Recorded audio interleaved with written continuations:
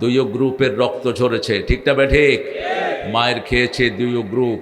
এখন এদের মধ্যে যারা ফাটল ধরাতে চায় এরাই হলো ফেসিস্টদের দালাল। এটা আমাদের মাথায় রাখতে হবে। বিএনপির সবচেয়ে বেশি অ্যারেস্ট হয়েছে কোন দলের? বিএনপির বড় দল। বিএনপির বিরুদ্ধে মামলা হয়েছে 2 লক্ষের উপরে। এক একজনের বিরুদ্ধে, আমি জানি না পাপ্পু ভাইয়ের বিরুদ্ধে কয়টা হয়েছে মামলা? 67টা। বয়স কত? বয়স 50। মামলা খাইছে 67। হ্যাঁ, 13টা 3 বার জেল খাটছে, আরো 10 বার বাকি আছে তোর জেল খাটা। যা, আহা, দেখেন শয়তানগুলোর মামলা ছিল বড় বাণিজ্য। মামলা দিয়ে পুলিশ লেলিয়ে দিত, আর পুলিশ এসে টাকা লুটপাট করতো, ঠিক না ঠিক? ওই চোরা পুলিশগুলো কোথায় এখন? আমরা 60টা গুণের উপর আজকে কথা বলবো, আল্লাহ তৌফিক দান করুক। আমরা আল্লাহর ছায়াতলে থাকতে চাই তো। হাদিসের শব্দটা এসেছে আল্লাহর ছায়া। কার ছায়া? কিন্তু রাসূল পরে ব্যবহার করলেন জিল্লুল আরশ। It's not shadow of almighty, it's a shadow of his throne. এটা আল্লাহর ছায়া না, আল্লাহর আরশের ছায়া। কিসের ছায়া? আরশের ছায়া। আল্লাহ রাব্বুল আলামিন বলছেন, ও নবী তুমি বলো, عن أبي هريرة رضي الله عنه قال قال رسول الله صلى الله عليه وسلم 7 يظلهم الله يوم لا ظل إلا ظله। আবু হুরায়রা রাদিয়াল্লাহু থেকে বর্ণিত, আল্লাহর হাবিব বলছেন 7 ব্যক্তিকে আল্লাহ আল্লাহর ছায়া তলে ছায়া দান করবেন, যেই দিন আর কোনো ছায়া থাকবে না। প্রথমটি হলো ইমামুন আদিল। ওই নেতা, যেই নেতার ছায়াতে সবাই শান্তি পায়, ওই নেতা, যেই নেতা সবাইকে সমান চোখে দেখে, ওই নেতা, যেই নেতা শ্রমিকের কষ্টে নিজের ঘুম হারাম হয়ে যায়, ওই নেতা, যেই নেতা শ্রমিকের সাথে একই সাথে শ্রম দিয়ে খায়। এদেশ একজন যোগ্য নেতা পেয়েছিলেন, আমরা রাখতে পারিনি। আমি তখন খুব ছোট, জিয়াউর রহমানকে দেখেছি মাটি কাটতে। পাপ্পু তো আমার বয়সে ছোট, পাপ্পু আরো ভালো করে দেখার কথা না। মাটি কেটেছেন, ওনার সাথে হেঁটে কেউ পারতেন না। উনি কক্সবাজার থেকে গর্জনিয়া 15 কিলো হেঁটে গেছেন, ওই 15 কিলো তিনি রাস্তা করেছেন। জিয়াউর রহমান, আল্লাহ তাকে জান্নাতের শ্রেষ্ঠ মাকাম দান করুন। ওনার ব্রিফকেসে কি থাকতো বলেন তো?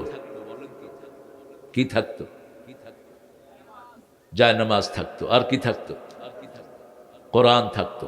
আর কি থাকতো? একটা লুঙ্গি থাকতো। আর জানা ব্রিফকেসটা খুব ভালো ছিল, ঠিক না? কেমন ছিল? ভাঙা। ব্রিফকেসটা কেমন ছিল? বাড়িতে গিয়ে দেখে আসবেন গাবতলি, বাড়িটাও ভাঙা, বাড়িটাও ভাঙা। আমরা যদি ইসলামের উপরে থাকি আমাদেরকে বরকত দান করবেন কে? আল্লাহ। ইমামুন আদিল, কেন আল্লাহ বলেন ইমামের কথা? সূরা মুনিসে আল্লাহ জবাব দিচ্ছেন, ইয়াউমা নাদউ কুল্লা উনাসিন বিইমামিহিম। কিয়ামতের ময়দানে প্রত্যেকটি মানুষকে তার ইমাম সহ ডেকে নিবেন কে? আল্লাহ। আল্লাহর হাবিব বলছেন, আলা কুল্লুকুম রাইন কুল্লুকুম মাসউলুন আন রাইয়াতিহি। তোমাদের প্রত্যেকেই রাখাল, তার রাখালি সম্পর্কে তাকে প্রশ্ন করবেন কে? রাসূল সাল্লাল্লাহু আলাইহি ওয়াসাল্লাম একদিন বসে আছেন, সূর্যটা মধ্যম থেকে একটু হেলে গেল, অর্থাৎ জোহরের সময়।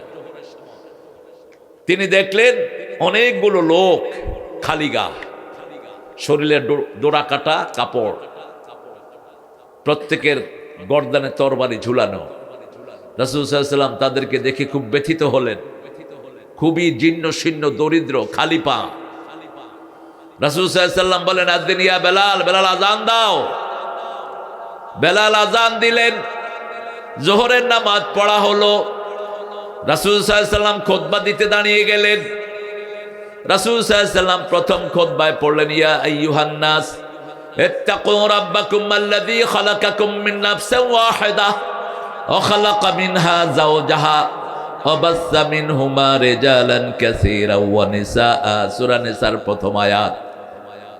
দ্বিতীয় রাকাতে পড়লেন সূরা হাসরের 21 নম্বর আয়াত, ইয়া আইয়ুহাল্লাযীনা আমানুত্তাকুল্লাহ ওয়াল তানজুর নাফসুন মা কদ্দামাত লিগাদ।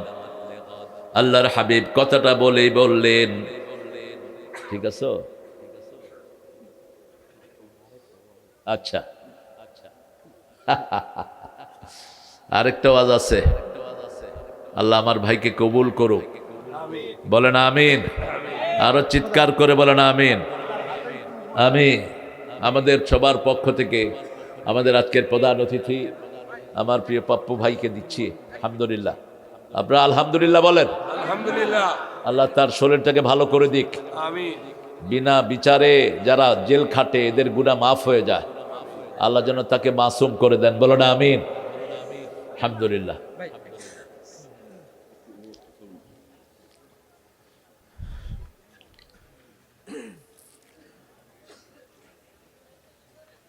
ঠিক আছে, ইনশাআল্লাহ ইনশাআল্লাহ। আলহামদুলিল্লাহ বলেন আলহামদুলিল্লাহ। হাদিসটা মনে আছে তো? মুসলিম শরীফের হাদিস, তাবারিতে এসেছে, বিভিন্ন হাদিসের গ্রন্থে এসেছে হাদিসটি। রাসূল সাল্লাল্লাহু আলাইহি সাল্লাম খুতবা দিলেন আর বললেন, তোমরা দান করো। চারিদিক থেকে দান করা শুরু হলো। রাসূল বললেন, একটা খেজুরের অর্ধেক হলেও তোমরা দান করো। এক সাহাবী রাদিয়াল্লাহু আনহু, আনসারী সাহাবী, একটা ছোট্ট প্যাকেট ভর্তি করে স্বর্ণ মুদ্রা নিয়ে আসলেন। সম্পদ হতে হতে বিরাট স্তূপ হয়ে গেল। রাসূলের চেহারা যত মলিন ছিল তারপরে ততটা সুন্দর হয়ে গেল। সবাইকে দান করলেন। সবাইকে দান করে রাসূল বললেন, এই যে রেয়াজটা তোমরা করলা, আজকে তোমরা যেইভাবে সবার জন্য দান করলে, এরকম ভালো কাজ যারা কিয়ামত পর্যন্ত করবে সব সওয়াবগুলো আল্লাহ তোমাদেরকে দিবেন। আরো আস্তে কোন সুবহানাল্লাহ। আর যদি কেউ কোনো খারাপ রেয়াজ তৈরি করে যায়, খারাপ রেয়াজ বলতে ক্যাসিনো হয়েছে আমার বাংলাদেশে, ঠিক না ভাই? ঠিক। রাতের বেলায় সারা রাত নর্তকীদের নাচ, মদ আর জুয়া চলতো এই ঢাকা শহরে। চট্টগ্রাম শহরে বিভাগীয় শহরগুলোতে ক্যাসিনো খোলা হয়েছে। ক্যাসিনোর মূল মালিক ছিলেন কে বলেন তো? কে ছিলেন? হ্যাঁ, না তোমরা জানোই না কিছু। ক্যাসিনের মালিক ছিল রেহানা। এরা আলাদা করে নিছে। আর ওই শয়তানের গুটি ছিল ইসমাইল হোসেন সম্রাট। নামটা চেঞ্জ করে নিস, শুয়োর। কোন নাম নিয়ে কি করস? আমি ডাক্তার ইউনূসকে বলেছিলাম, সুদের ব্যবসা যখন শুরু করেছে নাম চেঞ্জ কর, নাম চেঞ্জ কর। তোকে ইউনূস আলাইহিস সালাম কিয়ামতের ময়দানে আল্লাহর আদালতে আসামির কাঠ গড়ায় দাঁড় করিয়ে দিবেন। কেন এই নাম নিয়ে তুমি সুদের ব্যবসা শুরু করেছো? ফেস টু ফেস তার সাথে বসা হয়েছে আমার। তিনি বলছেন, আমি সুদ ছেড়ে দিয়েছি, কিন্তু যেটা রেখে গিয়েছেন আল্লাহর রহমতে, এই ব্যাংক ধ্বংস করে দাও। গ্রামীণ ব্যাংক সম্পূর্ণ ইসলামিক করো যদি নাজাত পেতে চাও। কোন বিড়ির কোম্পানি দিয়ে কেউ যদি পরে ইসলামের বিরাট সৌধ তৈরি করে, বিড়ির গুনাহ আছে না নাই? ওটা আগে ধ্বংস করে দাও। আদ-দাল্লু আলা শাররি কাফাইলিহি ওয়াদ-দাল্লু আলাল খাইরি কাফাইলিহি। তুমি যদি কোনো ভালো জিনিসের উপরে ভিত্তি স্থাপন করো, এই ভালো জিনিসটা যতদিন চলবে তোমার আমলনামায় সওয়াব যাবে। প্রতিষ্ঠা বার্ষিকীতে আরো হলো সাংবাদিক। সাংবাদিকদের প্রতিষ্ঠা বার্ষিকীতে নাচানাচি কুদাকুদি ছাড়া কিছুই হয় না। কিন্তু এরা উপহার দিল কি? কি দিল? কি দিল?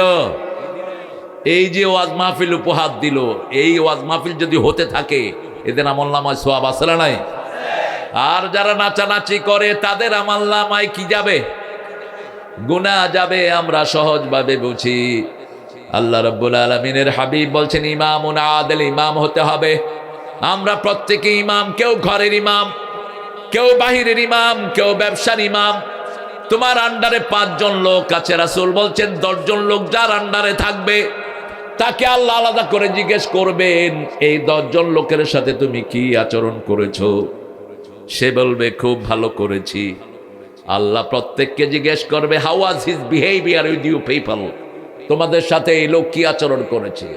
কাইফা তাআম্মাল, কি আচরণ করেছে? একজন যদি বলে আমার উপর জুলুম করেছে, ওখান থেকে ওই নেতাকে উল্টিয়ে নিয়ে জাহান্নামে ফেলে দেওয়া হবে। ওমর ফারুককে দেখতে আসলেন তৎকালীন সবচেয়ে বড় পাওয়ার পারসা থেকে একজন অ্যাম্বাসেডর। এসে তিনি মদিনায় ঢুকে বললেন, আইনা কুসুরু আইনা মালিকুকুম, হোয়ার ইজ ইউর কিং? তোমাদের রাজা কোথায়? লোকেরা বলল, লাইসা লানা মালিক বাল লানা আমির, আমাদের কোনো কিং নাই, আমাদের একজন খাদেম আছে। সুবহানাল্লাহ। আইনা কুসুরু, তার প্রাসাদ কোথায়? লোকেরা বলল, তার কোনো প্রাসাদ নাই। আমাদের জাতীয় কবি বলছেন, অর্ধ পৃথিবী করেছো শাসন, ধুলার তক্তে বসে, খেজুর পাতার প্রাসাদ তোমার বারবার গিয়েছে খসে। বালুর উপর বসে বিশ্ব শাসন করেছেন ওমর ফারুক রাদিয়াল্লাহু আনহু। তিনি জিজ্ঞেস করলেন, আইনা হুয়া আল আন, এখন তিনি কোথায় দুপুরবেলা? লোকেরা বলছে, এখন তিনি কোন খেজুর গাছের নিচে হয়তো বিশ্রাম নিচ্ছেন। দেখতে কেমন? আতওয়ালুন নাস, লম্বা মানুষ, সামনে চুল কম, গর্দান পর্যন্ত চুল ঝুলানো, বুক ভরা দাড়ি। লোকটি যেতে যেতে দেখে একটা লম্বা খেজুর গাছের ছায়ায় একজন নিজের ডান হাত মাথার তলে দিয়ে শুয়ে আছে। শরীরে কোনো কাপড় নেই। তিনি মিলাচ্ছেন তিনি নাকি। Suddenly another traveller passing by, আরেকজন লোক সেখান দিয়ে যাচ্ছিলেন। এই অ্যাম্বাসেডর জিজ্ঞেস করলেন, মান হাদার রাজুল, উনি কে? বলছে, হাদা আমিরুনা ওমর ফারুক রাদিয়াল্লাহু আনহু। যখন এই নাম শুনেছে অ্যাম্বাসেডর মাটিতে বসে পড়েছেন। এই লোকটার ভয়ে সারা পৃথিবী কাঁপে। চোখের পানি দিয়ে তিনি বললেন, আদিলতা আমিনতা, আদিলতা আমিনতা, তুমি মানুষের উপর সব সত্য প্রতিষ্ঠিত করেছ, সব মানুষকে আদলের মধ্যে রেখেছ, ইনসাফের মধ্যে রেখেছ। তোমাকে নিরাপত্তা দান করে দিয়েছেন কে? কত পাহারাদার! বাথরুমে যেতেও নেতাদের পুলিশ লাগতো। আমি শরীয়তপুর সকালবেলায় হাঁটছি, দেখি যে বাগিচার ভিতরে পুলিশ 7-8টা। বললাম, এই পুলিশ, নামাজ পড়ছ? বাগিচায় কি করস? কয় নেতারে পাহারা দেয়। নেতা বাথরুমে গেছে, ওখান থেকে কেউ নিয়ে যায় কি না। আর ওই কাঁঠাল রানী তো বাংলাদেশের কোনো পুলিশকে বিশ্বাস করতো না। ওনার বাড়ি পাহারা দিতেন সব ভারতের জঙ্গলের ওই হিন্দু সব সৈন্যগুলো। ঠিক না? ঠিক। গণভবনের চারিদিকে ওনারা থাকতেন, কারণ বাংলাদেশের কোনো পুলিশকে ওনার বিশ্বাস হয় না। ওনার বাবুর্চি হিন্দু, ওনার ঘরে যিনি থাকতেন সারাক্ষণ তিনিও কি মুশরিক। কি মুশরিক? বাচ্চা দুইটার নাম রাখছে তাও মুশরিক, একটা পুতুল আর একটা জয়। জয় হলো হিন্দুদের সবচেয়ে বড় ধর্মীয় শব্দ। হিন্দুদের আমাদের মসজিদের সামনে লেখা থাকে আল্লাহু আকবার। ঠিক না? ঠিক। ঠিক হিন্দু ভাইদের সব মন্দিরের সামনে কি লেখা থাকে? জয় জয় জয় জয়, জয় রাম সিয়া রাম, জয় জয় রাম, জয় হো। কি হো? জয় হো। আমরা কাউকে ঘৃণা করি না, কিন্তু আমাদেরকে কোরআনকে যারা ঘৃণা করে তার উপর আমরা থুতুও ফেলি না। শত্রু ছিল তার কোরআন। একটা ব্রিজ উদ্বোধন করবে, কোত্থেকে কারি একটা না কি ছাগল একটা ধরে না। আর রহমান সূরা পড়লো, সূরার ইজ্জত মারছে। পদ্মা ব্রিজের উদ্বোধনের সময় মনে আছে না আপনাদের? আরেকজনকে সেক্রেটারিকে মানুষ কি বলতো? ওলা পানি কি চিনা চিনে। বাংলাদেশের ছেলেদের মতো ব্রেনেরই লোক পৃথিবীর কোথাও নেই। ফ্রান্সের প্রেসিডেন্টকে এটা আজায়া ধরছে। ওই কাঁঠাল রানী পোলাপান নিচে দিয়ে লেখছে, কি কইবি ক, তুই কইলে আমি কমু হ। কি দুষ্ট পোলাপা, ব্রেনি ট্যালেন্ট আছে আমাদের বাচ্চাদের। এ ওবায়দুল কাদেরের ভাই মির্জা কাদের এক মুরব্বীকে নিয়ে আসছে কোত্থেকে, কাজে তুমি একটু কোরআন তেলাওয়াত করো। হে কোরআন তেলাওয়াত করো, এটা ইন্টারনেটে আছে। কি যে তেলাওয়াত করলো, শয়তানও কাঁদে, কয় আমি যদি তোর জায়গায় থাকতাম আমি ওই কাম করতাম না। এই মির্জা কাদেরে কয় সাংঘাতিক তেলাওয়াত করছো তুমি, কিন্তু আরো ট্রেনিং লাগবে তোমার। আহা, আমরা কোরআনকে ভালোবাসি তো? কি বলেন, ভালোবাসি তো? হৃদয় দিয়ে ভালোবাসবেন। আপনি ঘরের ইমাম, আপনার 5টা ছেলে 5টাকে হাফেজ বানান, আপনার 5টা মেয়ে 5টাকে কোরআনের মাদ্রাসায় দেন। আপনি মারা গেলে এদের তেলাওয়াত আল্লাহ পুরো আপনার আমলনামায় তুলে দিবেন। এই সূরা বনী ইসরাঈল আল্লাহ বলছেন আলজামনাহু তায়রাহু ফি উনুকি, প্রত্যেক বালেগ নরনারীর আমলনামা আল্লাহ তার গলায় ঝুলিয়ে দেন। বালেগ হওয়ার আগ পর্যন্ত কারো আমলনামা চালু হয় না। 5 বছরের একটা শিশু যখন হেফজখানায় গিয়ে পড়া শুরু করে, ওর সব পড়াগুলো পিতামাতার আমলনামায় উঠতে থাকে। 9 বছর আগে কোনো মেয়ে বালেগা হয় না, মিনিমাম 9 বছর। কয় বছর? আর ছেলেরা বালেগ হয় 12 বছরে। কয় বছর? 12 বছর। মেয়েরা কিভাবে 9 বছরে বালেগা হয় এটা দেখিয়েছেন রাহমাতাল লিল। মা আয়েশার বিয়ে হয়েছে 6 বছর বয়সে, রাসূলের ঘরে তিনি গিয়েছেন 9 বছর বয়সে। আজকের দুনিয়ার মেডিকেল সায়েন্স বলছে আর্লি বুলুগ আসে, বালেগা হয় 9 বছর। টেক্সাসে তারা নিয়ম করেছে, আমেরিকার টেক্সাস, কোন 9 বছরের মেয়ে যদি কোনো ছেলেকে পছন্দ করে বিয়ে করে, দ্যাট ইজ ভ্যালিড। আর আমাদের দেশে বিয়ের বয়স কত? কত? মেয়েদের আর ছেলেদের মুখস্থ নেই। যাক, তো এই যে 18 হলো, এটা কি শরীয়ত অনুযায়ী হয়েছে? কোত্থেকে পেয়েছো? কোন ছাগলে দিয়েছে এই বয়স? কোন পাগল থেকে নিয়েছো এই বয়স? রাসূল বলছেন 3টা জিনিসে দেরি করবে না। কয়টা? মেয়ে বালেগ হলে কি করতে হবে? বিয়ে দাও। আযানের সাথে সাথে কি করতে হবে? নামাজ পড়ো। মুর্দা মরার সাথে সাথে কি করতে হবে? দাফন দিয়ে দাও। সাহাবায়ে কেরাম বলেন, ইয়া রাসূলুল্লাহ, মুর্দা মরার সাথে সাথে কেন দাফন দিতে হবে? রাসূল সাল্লাল্লাহু আলাইহি সাল্লাম বললেন, যদি মুর্দা জান্নাতি হয়, জান্নাতের এত নিয়ামত থেকে তোমরা তাকে বঞ্চিত করে রেখেছো। আর যদি মুর্দা আযাবের হয়, জাহান্নামের হয়, তোমাদের উপরে গজব নাজিল হতে পারে। অতএব তাড়াতাড়ি তাকে দাফন দিয়ে দাও। একটা মেয়ে বালেগ হয় 9 বছর। কয় বছর? 9 বছর। এই 9 বছর পর্যন্ত যত তেলাওয়াত করবে সব তার পিতামাতার আমলনামায় তুলে দিবেন কে? ছেলেদের চেয়ে মেয়েদের ব্রেন কম না বেশি? জোরে বলেন। রাসূলের পরেই সবচেয়ে ব্রেনই ছিলেন মা আয়েশা। কে? মা আয়েশা। ওনাকে আল্লাহ সন্তান দেন নাই। একটা সন্তান মায়ের সব এনার্জি নিয়ে যায়, এই জন্য মা আয়েশার কোনো সন্তান হয় নাই। মা আয়েশা ছিলেন সাহাবীদের মধ্যে সবচেয়ে বড় জ্ঞানী। যখনই কোনো ব্যাপার নিয়ে তাদের মধ্যে কোনো ফয়সালা হতো না, সবাই আসতেন কার কাছে? মা আয়েশার কাছে আসতেন। ফরায়েজের কোনো মাসলা বুঝতেন না, মা আয়েশার কাছে। সাহাবায়ে কেরাম জিজ্ঞেস করলেন, মা আপনি কবে এত জ্ঞান অর্জন করলেন? তিনি বলতেন, যেটা একবার শুনি মা নাসি তো কাত, আমি আর কখনো ভুলে যাই না।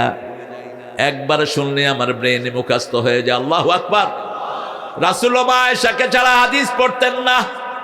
বসে আছেন মসজিদে নববীতে, খবর নিচ্ছেন, আইনা হুমায়রা, হুমায়রা কোথায়? লালি কোথায়? লালমণি কোথায়? সাহাবায়ে কেরাম বললেন, মহিলারা বললেন এখনো আসেনি। রাসূল বসে আছেন। সাহাবায়ে কেরাম মনে করলেন নিজের বিবির জন্য বোধহয় বসে আছে। রাসূল কার মধ্যে সন্দেহ রাখতেন না। রাসূল সাল্লাল্লাহু আলাইহি ওয়াসাল্লাম বললেন, তোমরা মনে করতে পারো আমি আয়েশার জন্য অপেক্ষা করি, ব্যাপারটি তা নয়। গত সপ্তাহে কি কি হাদিস আমি পড়েছি তোমরা বলো। কেউ একটা, কেউ অর্ধেক, কেউ সামান্য কিছু বললেন। আর বললেন, হুমায়রা তুমি বলো। শুরু থেকে শেষ পর্যন্ত সব বলে দিলেন। আরো আসতে গান সুবহানাল্লাহ।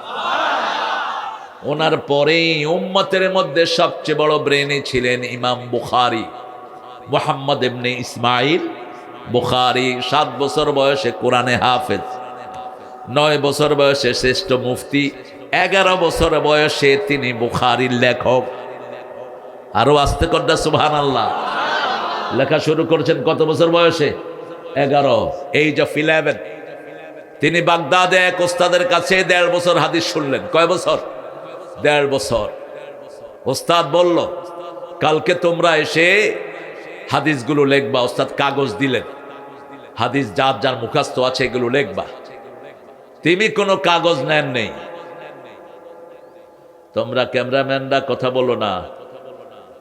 I don't need any bloody camera, okay? আমার আল্লাহর ক্যামেরা আছে, তোমরা কথা বলবা না। কথা বলবা বন্ধ করে দেব। ইমাম বুখারী কোনো পেপার দিলেন না। তিনাকে ওস্তাদ জিজ্ঞেস করলেন, ইমাম মুহাম্মদ, কি নাম ছিল? মুহাম্মদ ইবনে ইসমাইল, মুহাম্মদ ইবনে ইসমাইল বুখারী। বলছে আমি কাগজ নেই, কারণ আপনি যা পড়াইছেন একটাও ভুলই নেই।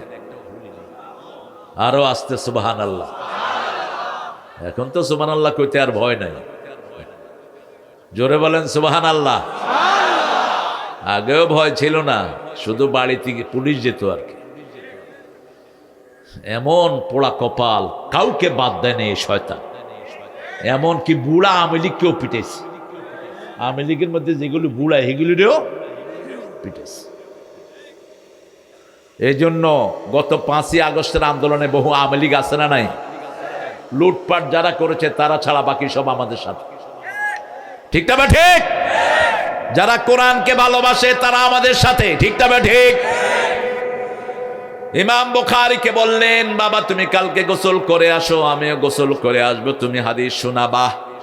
তিনি হাদিস শোনাতে লাগলেন। ইসমাইল বুখারী, মুহাম্মদ ইবনে ইসমাইল, 1 দিন 2 দিন 3 দিন 1 সপ্তাহ 15 দিন 20 দিন চলে যায় শোনাচ্ছেই।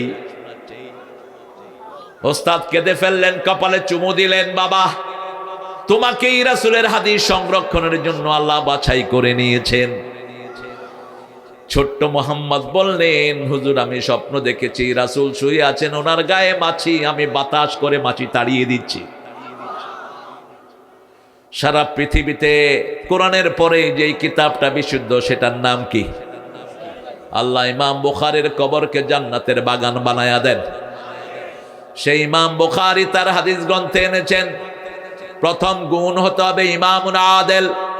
আপনি যদি আপনার সন্তানকে কোরআন না পড়ান, ইসলাম না শিখান, এই সন্তান আল্লাহকে আপনাকে পায়ের তলায় দিবে। সূরা ফুসসিলাতের ভিতরে আল্লাহ ঘটনা বর্ণনা করছেন, وقال الذين كفروا ربنا أرنا الذين أضلنا من الجن والإنس نجعلهما تحت أقدامنا ليكونا من الأسفلين. Disbeliever will say, show us those people who made us stray. ওদেরকে দেখিয়ে দেন যারা আমাদেরকে গোমরা করেছে, আমাদের পায়ের তলায় দিয়ে পিষ্ট করব, তারপরে আমরা জাহান্নামে যাব। এজন্য আপনার সন্তানগুলো যেন আপনার জন্য রহমত হয়, আপনি যেন আদর্শ পিতা হতে পারেন, যেমন হয়েছেন ইব্রাহিম আলাইহিস, যেমন হয়েছেন রাহমাতাল লিল।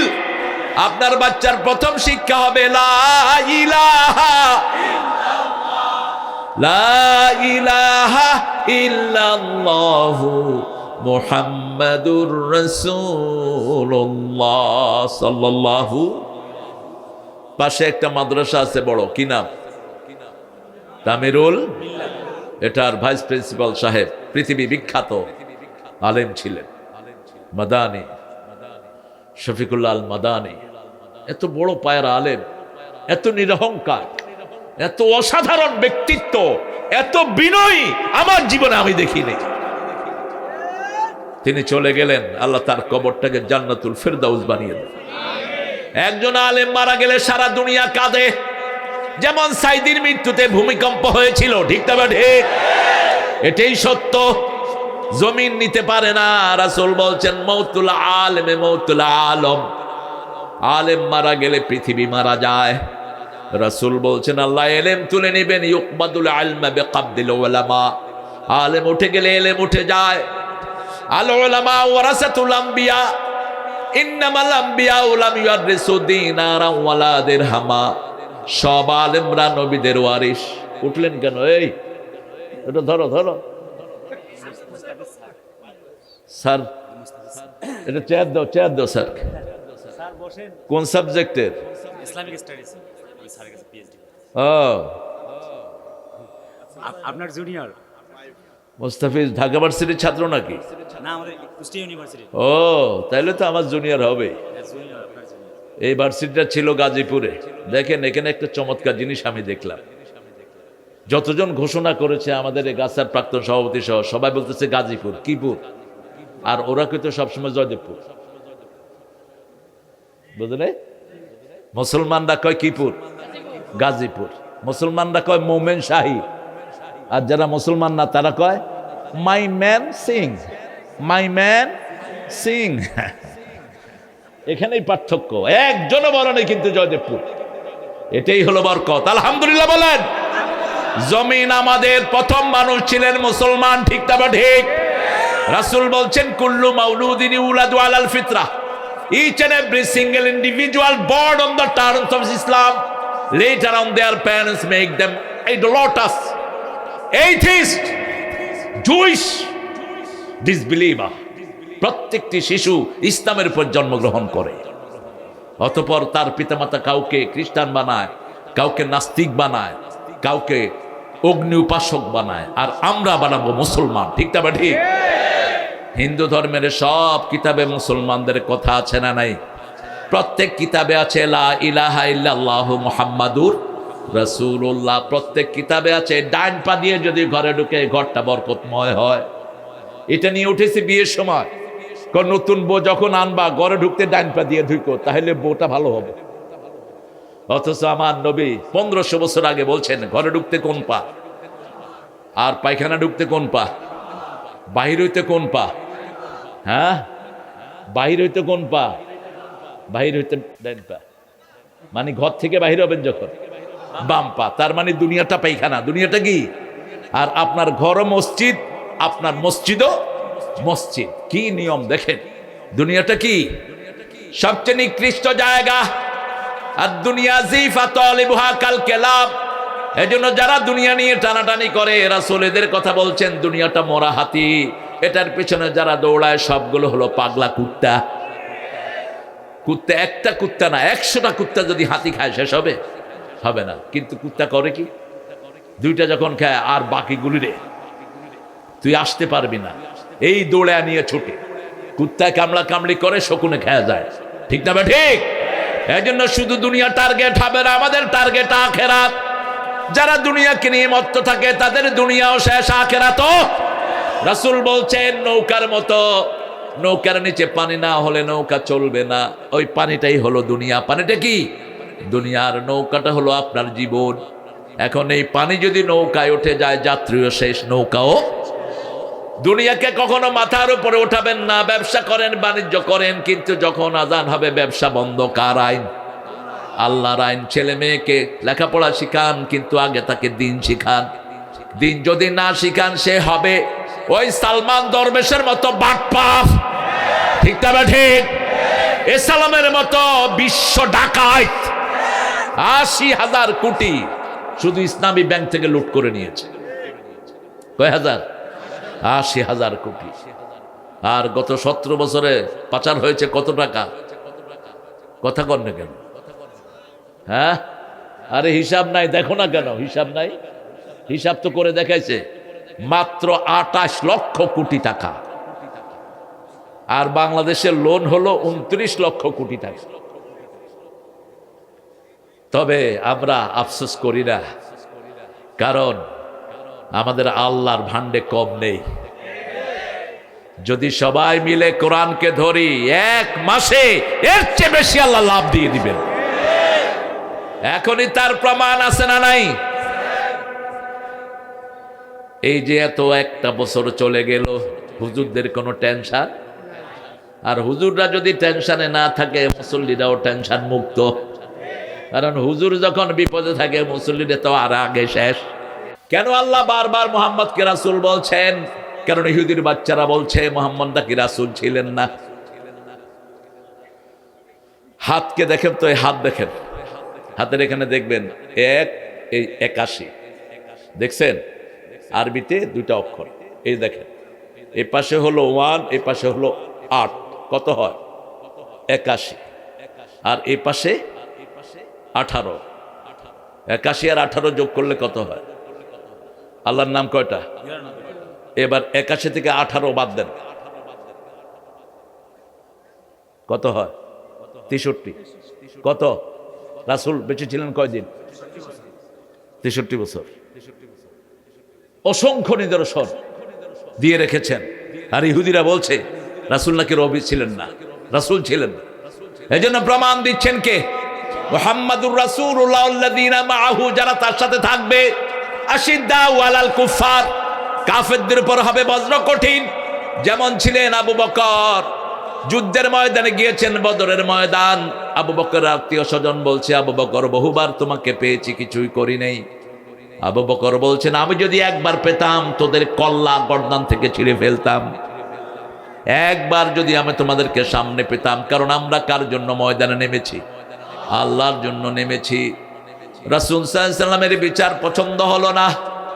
ওমর ফারুক তলোয়ার বের করে এক কোপে শরীর থেকে গর্দান ফেলে দিলেন। সারা মদিনায় ছড়িয়ে পড়ল কাতারা ওমর মুসলিমান, ওমর মুসলমানকে খুন করেছে। তার আত্মীয় স্বজন গিয়ে রাসূলকে বিচার দিয়েছে। রাসূল সাল্লাল্লাহু আলাইহি ওয়াসাল্লাম ঘর থেকে বের হলেন আর বললেন, লা আদুন আন্না ওমর ইয়াশতারি কাতলা আখিল মুসলিম। আমি কখনো ভাবতেই পারি না আমার ওমরের হাত কোনো মুসলমানের রক্তে রঞ্জিত হতে পারে। কথা শেষ না করতে জিবরাইল আমিন আলাইহিস সালাম আয়াত নিয়ে হাজির। সূরা নিসার 65 নম্বর আয়াত, ফালা ওয়া রাব্বিকা লা ইউমিনুন হাত্তা ইউহাক্কিমুকা ফীমা শাজারা বাইনাহুম সুম্মা লা ইয়াজিদু ফি আনফুসিহিম হারাজান মিম্মা কাদাইত ওয়া ইউসাল্লিমু তাসলিমা। 3টা পদ্ধতি। আল্লাহ রাসূলের বিচার মানবে না, কসম খাচ্ছেন কে? আল্লাহ নিজের কসম খাচ্ছেন, ফালা ওয়া রাব্বিক, তোমার রবের কসম,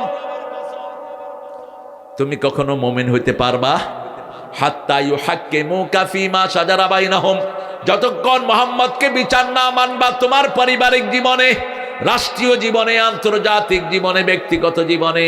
তোমার ব্যক্তিগত জীবন তোমার নয়, এটা কার?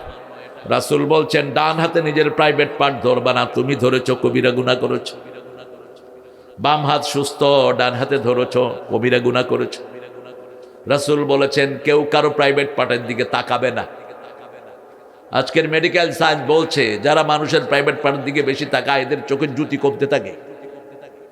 চোখের কি কমে? জ্যোতি কমতে থাকে। চোখ, বিভিন্ন অর্গানগুলো নষ্ট হয়ে যায়। এখন দেখবেন মানুষের গিরাবাত বাড়ছে না কমছে? আরে আসতে কর না কেন? মানুষ যখনই কোনো অ্যাবিউজ, বাজে ছবি দেখে, তখন তার শরীরে বিভিন্ন রস নিঃসরিত হয়। এজন্য আল্লাহ বলছেন সূরা নূরের ভিতরে, কুল্লিল মুমিনিনা ইয়াগুদ্দু মিন আবসারিহিম ওয়া ইয়াহফাযু ফুরুজাহুম, মুমিন পুরুষদেরকে বলে দাও তারা যেন চক্ষুকে অবনত রাখে, তাদের লজ্জাস্থানকে যেন হেফাজত করে। মুমিনা নারীদেরকে বলে দাও তারা যেন চক্ষুকে অবনত রাখে, লজ্জাস্থানকে হেফাজত করে। পর্দা করা আমাদের ইসলামের সুন্নত না নফল? সব ধর্মে পর্দা করা কি ফরজ? সব ধর্মে, হিন্দুদের কিতাবেও ফরজ, খ্রিস্টানদের বাইবেলেও ফরজ। কারণ আল্লাহ বলছেন, যে কোনো কথা বলে মাসালুহুম ফিত তাওরাতি ওয়াল ইনজিলি ওয়াল কুরআন। এখানে বললেন সূরা ফাতিরের শেষ আয়াতে, যারা মুহাম্মাদের সাথে থাকতে চায় কাফেরদের উপর হতে হবে বজ্র কঠিন। যখনই ওমরের কাছে রাসূল আসলেন, রাসূল খুশি হয়ে গেলেন। ওমরের সিদ্ধান্তের উপর আয়াত নাজিল করেছেন কে? রাসূল বলে দিলেন, আমার পরে যদি কেউ বিশ্ব নবী হতো, ওমর তুমি হয়ে যেতে। তুমি হতে সেই বিশ্ব নবী। আশিদ্দাউ আলাল কুফফারি রুহামাউ বাইনাহুম, মুমিনদের মধ্যে হবেন প্রচন্ড রহমদিল। আমরা যারা একসাথে নামাজ পড়ি, একসাথে কোরআন চাই, আমরা হব পরস্পরের জন্য রহমদিল। ঠিক আছে না নাই? কেমন রহমদিল? মদিনায় সাহাবায়ে কেরাম গেলেন, রাসূল সাল্লাল্লাহু আলাইহি সাল্লাম বলেন এই সাহাবীকে তোমার ঘরে রাখো। তিনি রাখলেন। দুই বিবির এক বিবিকে ওনার জন্য দিয়ে দিলেন, ওনার ইচ্ছায় দেন নেই। ওনাকে বলছেন দুইটার কোনটারে তোমার পছন্দ হয় কও। পারবেন আপনারা? কথা কন না। বিবি তো দূরের কথা, দুই মুঠ ভাত দিতে তো কষ্ট হয়। রাসূল বলছেন যখন খাবা প্লেট চেটে আঙ্গুলগুলো চেটে খাও। বুখারী হাদিস 3 বার 4 বার। যদি তুমি না চাটো তোমার ভাইয়ের মুখে দিয়ে দাও। আমি যদি কুদ্দুসের মুখে আঙ্গুল দিই, কুদ্দুস কি নেবে না আমারে? সে সম্পর্ক গড়ে ওঠে নাই। সাহাবীদের সম্পর্ক কি মধুর দেখেন। 2 রুমের বাসা 1 রুম ছেড়ে দিয়েছে আনসারকে। সুবহানাল্লাহ বলতে ইচ্ছা করে না। কি ভালোবাসা দেখেন। ইয়ার মুখের যুদ্ধ, পানি পানি করে যুদ্ধের ময়দানে আওয়াজ উঠেছে। পিছন থেকে একজন পানি নিয়ে আগে আসলেন। পানি প্রথম যার কাছে নিলেন, তিনার মুখের কাছে নিতে নিতে আরেকজন বললেন পানি। ওই ভাই বললেন আমার দরকার নাই, আমার ভাইকে দাও। আবার দ্বিতীয় জনের কাছে গেলেন, দ্বিতীয় জনের কাছে যাওয়ার সাথে সাথে তৃতীয় জন বললেন পানি। দ্বিতীয় জন বললেন আমার দরকার নাই, তৃতীয় জনের কাছে যাও। তৃতীয় জনের কাছে যেতে যেতে চতুর্থ জন বললে পানি পানি। চতুর্থ জনের কাছে যেতেই তিনি শেষ। এসে দেখে সব শেষ। এক ভাইয়ের জন্য সব ভাই কোরবানি দিলেন। রুহামাউ বাইনাহুম, কি ভালোবাসা, যেটার কোনো দৃষ্টান্ত পৃথিবী কখনো স্থাপন করতে। রাসূল একবার বলেছিলেন আবু বকর তোমাকে নিয়ে আমি হিজরতে যাব। সেই থেকে আর বিছনা শেষ। বিছনার পিঠ লাগিয়ে ঘুমান না। হিজরতের রাতে রাসূল বলেনও নাই। জিবরাইল আমিন বলছেন আপনি আজকে রাতে হিজরত করতে হবে। রাসূল বলেন আমার কাছে তো অনেক বিলঙ্গিংস, কাফের মুশরিকদের অনেক সোনাদানা, আমার কাছে কি করব? রাসূল সাল্লাল্লাহু আলাইহি সাল্লামকে বলা হলো আপনার একজন বিশ্বস্ত সঙ্গীকে এখানে শোয়া রাখেন। রাসূলের সবচেয়ে বিশ্বস্ত সঙ্গী ছিলেন আলী। কে ছিলেন? রাসূল নিজের চাদর তার গায়ে দিয়ে শাহাতিল ওযু পড়ে ফু দিয়ে দিলেন আর বললেন আলী তুমি ঘুমিয়ে থাকো। কাফেররা যখন আমাকে না পেয়ে আমাকে মনে করে তোমার উপরে ছুরি চালাবে, এমন দোয়া পড়ে দিয়ে গেলাম তোমার গায়ে একটু স্পর্শ করবে না। আরো আস্তে কোন সুবহানাল্লাহ। এখন আমরা হলে তো কোথাও জান বাঁচানো ফরজ, এই রিস্ক আমরা নেব না। শুয়ে আছেন তিনি, রাসূল সাল্লাল্লাহু আলাইহি সাল্লাম যাচ্ছেন। আলী বলছেন ইয়া রাসূলুল্লাহ আমাকে যদি তারা মেরেও ফেলে আমার আফসোস নাই, আমার সফলতা হলো আমার জীবনের বিনিময়ে রহমাতাল লিল আলামিন বেঁচে থাকবে। 100 যুবক বাড়ি ঘেরা করেছে। কয়শো? 100 যুবক হাতের ভিতরে হাত দিয়ে রাসূল ঘর থেকে বের হলেন। সূরা ইয়াসিনের একটা আয়াত সব সময় পড়বেন, ওয়াজআলনা মিন বাইনি আইদিহিম সাদ্দাও ওয়া মিন খালফিহিম সাদ্দা ফাআগশাইনাহুম ফাহুম লা ইউবসিরুন। এটা যখনই পড়বেন কাফেরদের চোখের মধ্যে ছানি ফেলে দেন কে? পর্দা দিয়ে দিবেন আল্লাহ। অথবা যে কোনো সূরা তেলাওয়াত করেন, সূরা বনী ইসরাঈলের 45 নম্বর আয়াত, فَإِذَا قَرَأْتَ الْقُرْآنَ جَعَلْنَا بَيْنَكَ وَبَيْنَ الَّذِينَ لَا يُؤْمِنُونَ بِالْآخِرَةِ حِجَابًا مَسْتُورًا। আল্লাহ বলছেন যখন তুমি কোরআন পড়বা আর যারা আখিরাতে বিশ্বাস করে না তাদের মধ্যে তোমার মধ্যে আমি একটা পর্দা সৃষ্টি করে দেব, তারা কোনোদিন তোমাকে দেখবে না। রাসূল চলে গেলেন, বালু উঠিয়ে ছেড়ে দিলেন। এই আয়াত পড়ে সবার চোখের ভিতরে বালু ঢুকিয়ে দিলেন কে? আচ্ছা বলেন তো, গোল হয়ে যদি দাঁড়ান আপনি বালু মারলে সোজায় না যাবে, ঠিক না বেঠিক? বালু কি ঘুরতে পারে? কথা কন তো, বালুটা ঘুরায় দিল কে? আল্লাহ পরে জানাচ্ছেন ওয়ামা রামাইতা ইদ রামাইতা ওয়ালাকিন্নাল্লাহা রামা। হে নবী আলাইহিস সালাম তুমি যে বালু নিক্ষেপ করেছো তুমি মারো নাই, বালুগুলোকে ক্ষেপণাস্ত্র বানিয়ে আমি কাফেরদের চোখে ঢুকিয়ে দিয়েছি। ওরা চোখ টিপছে, এই ফাঁক দিয়ে বেরিয়ে গেলেন রাহমাতাল লিল আলামিন। সেজন্য ইমাম মানবো কাকে? ইমাম হবে আমাদের যিনি ইসলাম জানে, ঠিক না ঠিক? আমরা ইসলাম আলা ইমাম হব, আমার পরিবারকে ইসলামের ভিতরে আনবো। মৃত্যুর পরেই প্রথম হিসাব কিসের হবে? নামাজ আগে পরিবারের ভিতরে নামাজ চালু করেন। কি চালু করেন? আপনার মেয়ে প্রাইভেট পড়তে যাচ্ছে, কোথায় যাচ্ছে আপনি খবর নেন, আসার সাথে সাথে জিজ্ঞেস করেন মা তুমি নামাজ পড়েছো কিনা, ছেলেকে জিজ্ঞেস করেন নামাজ পড়েছো কিনা। লাভটা কি হবে? আজকে আজকে আমি আসতেছি আপনাদের এদিকে, উত্তরাতে ঢুকলাম, ক্লাস 7-8 পোলাপান বিড়ি খাচ্ছে রাস্তা দলবদ্ধ ভাবে। আমার মন চেয়েছে নেমে কুত্তার মতো পিটাই এদেরকে। কিসের শিক্ষা? ক্লাস 6-7 যদি কোনো ছেলে বিড়ি খায়, ও তো ক্লাস 8 এসে গাঁজা খাবে, এরপরে তো মদ খাবে। কিলোমের শিক্ষা স্কুলে। একটা লোকও কোনো কথা বলছে না। দেশ কোন রসাতলে গিয়েছে দেশ? আপনি দেখেন তো, কোন মাদ্রাসার ছেলে এই পর্যন্ত দেখেছেন গলায় হাত দিয়ে বিড়ি খেতে? দেখেছেন? কোন মাদ্রাসার ছেলে বাপ মাকে বৃদ্ধাশ্রমে পাঠাইছে? কোন ইমাম সাহেব পাঠাইছে? কারা পাঠায় বৃদ্ধাশ্রমে? Doctor, engineer, DC, SP, OC, হ্যাঁ, নিজের ইজ্জত রক্ষার জন্য পিতামাতাকে কোথায় পাঠায়? পরিচয় দেয় না। এক ডিসির খবর আসলো পত্রিকায়, বাপ এসে অফিসে বসে আছে, লোকেরা কয় বুড়াকে, কয় আমার বাড়ির কাজের লোক। শুনে রাখ, তুই ডিসি হস আর ইউনুস হস, যদি পিতামাতাকে অসম্মান করস তোর দুনিয়াও শেষ, আখেরাত। পিতামাতার মর্যাদা নবীদের পরেই। নবীদের সাথে বেয়াদবি করলে আমল নষ্ট হয়, পিতামাতার সাথে বেয়াদবি করলেও কি হয়? আমল নষ্ট হয়ে যায়।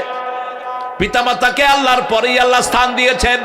ওয়াকাদা রাব্বুকা আল্লা তা'বুদু ইল্লা ইয়্যাহ ওয়া বিল ওয়ালিদাইনি ইহসানা। নাস্তিকের লেখা একটা গান, আপনারা খুব শুনেন। ছেলে আমার মস্ত বড় মস্ত অফিসার, কি কমন পড়ছে দেখ, মস্ত ফ্ল্যাটে যায় না দেখা, বলেন মুখস্থ আছে। মস্ত ফ্ল্যাটে এলথেশিয়া, জায়গা বড় কম, আমার ঠিকানা তাই বৃদ্ধাশ্রম। এই ছেলেটা নাস্তিক, নচিকাতা। এর কথাগুলো অনেকগুলো বাস্তবধর্মী, কিন্তু ইসলামের সাথে সাংঘর্ষিক। সে লিখেছে, অন্তবিহীন পথে চলাই জীবন, শুধু জীবনের কথা বলাই জীবন। যে মেয়েটি রোজ রাতে বদলায় হাতে হাতে, তার অভিশাপ নিয়ে চলাই জীবন। মিথ্যা কথা। অন্তবিহীন পথে চলার নাম জীবন নয়, আল্লাহর পথে চলার নাম জীবন। ঠিক তবে ঠিক, আল্লাহর পথ ধরে চলাই জীবন, রাসূলের হুকুম মেনে চলাই জীবন। যে মেয়েটি রোজ রাতে বদলায় হাতে হাতে, অভিশাপ থেকে তাকে বাঁচানোই জীবন। তাকে বাঁচাইতে হবে আপনাকে, তাকে নতুন জীবন দিতে হবে। ঠিক তবে ঠিক। ওই টান বাজার বন্ধ করে দিয়েছেন ভালো, কিন্তু ওই মেয়েদের জীবন সঙ্গিনী আপনাকে দিতে হবে তালাশ করে। আজকে আমাদের বাংলাদেশে প্রায় 20 থেকে 25 লক্ষ মেয়ে কন্যা দায়গ্রস্ত হয়ে আছে পিতার। ঠিক তবে ঠিক। বিয়ে হচ্ছে না যে কোনো কারণে। এর মধ্যে প্রধান কারণ হলো জাদু। প্রধান কারণ কি? জাদু। পাশের বাড়ি আত্মীয়, বাস জাদু করে দিয়ে দিছে, বাস মাইয়ারে দেখতে আসে ফিরে যায়। আপনাদের এখানে জাদু টাদু নাই? হ্যাঁ, রাসূলকে জাদু করেছে ইহুদিরা। আপনারা কোন ছাতু? রাসূল সাল্লাল্লাহু আলাইহি ওয়াসাল্লামের চুল চুরি করে নিয়ে আসাব ইবনে লাবিদ 11টা গীত দিয়েছে। কয়টা? 11টা গীত। রাসূল পড়তেন, ভুলে যেতেন। যার দায়িত্ব আল্লাহ নিজে নিয়েছেন তিনি ভুলে যেতেন। আল্লাহ বলছেন সানুকুরিউকা ফালা তানসা, ও নবী আমি পড়িয়ে দিব, তুমি ভুলবা না। সেই নবী ভুলে যেতেন, ওযু করতেন ভুলে যেতেন। 3 ফেরেশতাকে আল্লাহ পাঠালেন, মাথার কাছে একজন, 2 পায়ের কাছে 2 জন। ফেরেশতা জিজ্ঞেস করলো মা মারদু, তার বেমারি কি? আরেকজন জবাব দিল আস-সিহর, জাদু। কে করেছে? আসাম ইবনে লাবিদের মেয়েকে দিয়ে আসাম জাদু করেছে। কোথায় রেখেছে? ওই কূপের ভিতরে। রাসূল ঘুম থেকে উঠে বললেন আমার অসুস্থতার সন্ধান পেয়েছি।